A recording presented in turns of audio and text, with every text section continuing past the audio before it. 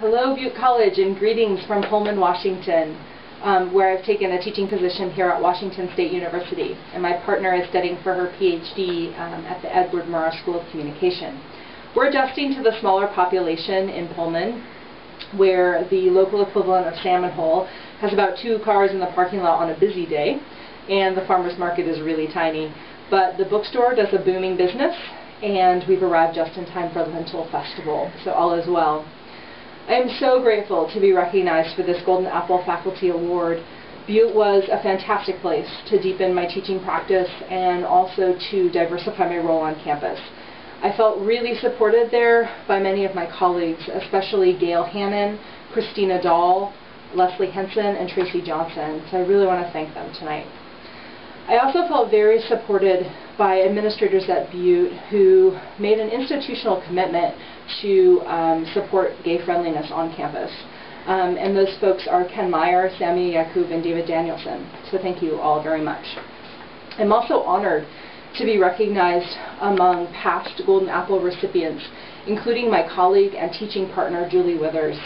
Julie actually taught me a lot about privilege and how it plays out in the classroom. And because it informed so much of my teaching and my work at Butte, I want to talk just a little bit about that tonight. I often felt at Butte that there were moments where I could really relate to students' feeling of invisibility.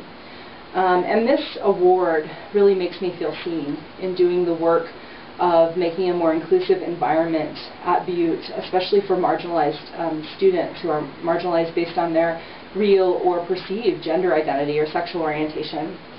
Our students' lives are often quite messy. And it's usually kind of at the beginning of class that I notice this.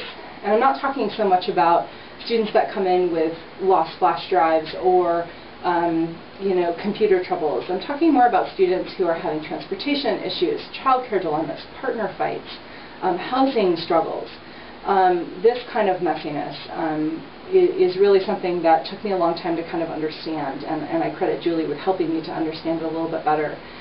I got involved with the Gay Straight Alliance at Butte not because I thought I could make our students' lives less messy, but because I thought that I could relate better to their experiences and become a stronger teacher if I understood more about what they were struggling with. The Gay Straight Alliance was pretty familiar territory to me, having come out in a GSA in college as an undergrad. The big difference, though, is that our group in college, I don't remember there being a strong faculty or adult presence at all. In fact, we came up with such crowd-pleasing actions as painting belligerent chalk rock all over campus or going on an ill-fated wilderness adventure.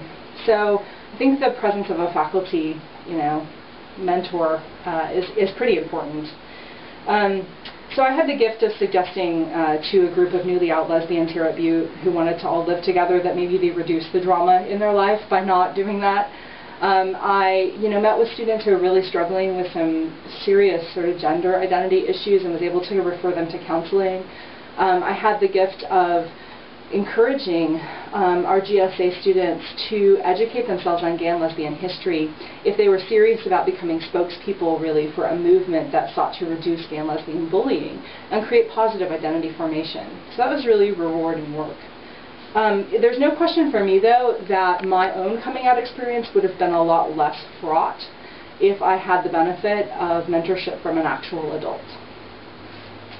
My friend and fellow GSA member, Stephanie Routh, was recently recognized in Portland for the work that she does with bicycle advocacy. And we were talking about her award, and she said that she's troubled by how many friends say to her, "You really deserve that."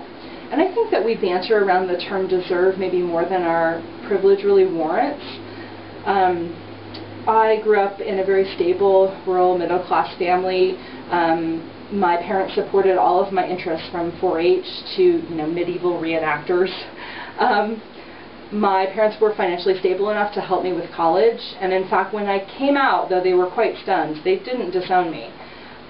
So I've had less messiness in my life in that regard, and in my view and in Stephanie's view, that kind of privilege comes with a certain responsibility.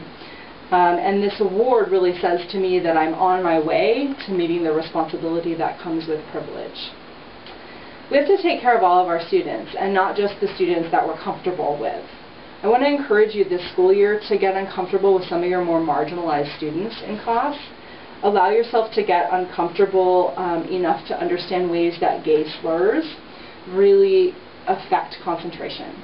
Get uncomfortable enough to understand ways that curriculum, which paints everyone as heterosexual or cisgender, tends to marginalize students, even those students that don't themselves identify as gay or lesbian. Get uncomfortable enough to understand how you can change these things in the classroom without creating a divisive environment.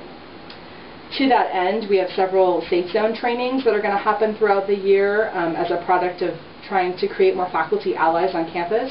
So if you're interested in that, please talk with Christina Dahl about that work. I also encourage you to attend Gay Straight Alliance events and encourage your students to attend them. The queer students on campus, you should know, will assume that you're not a gay and lesbian ally unless you make it clear that you are. So that, that responsibility is really on you.